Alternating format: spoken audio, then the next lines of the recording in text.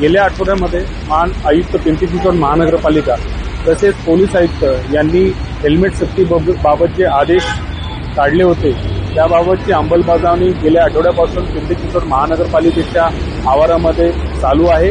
त्यानुसार कुठल्याही दुचाकी स्वाराला हेल्मेटशिवाय आतमध्ये येण्यास प्रतिबंध केला जातो।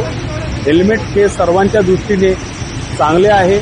रोड सेफ्टीच्या दृष्टीने हा ऍक्च्युली महत्त्वाचा निर्णय जो पोलीस आयुक्तांनी घेतलेला आहे तसेच महाआयुक्त पिंपरी चिंचवड महानगरपालिका यांनी घेतलेला आहे तो खरंच स्वागतार्ह आहे। त्याचा सर्व नागरिकांनी अंमलबजावणी करावी ही नमूद आहे।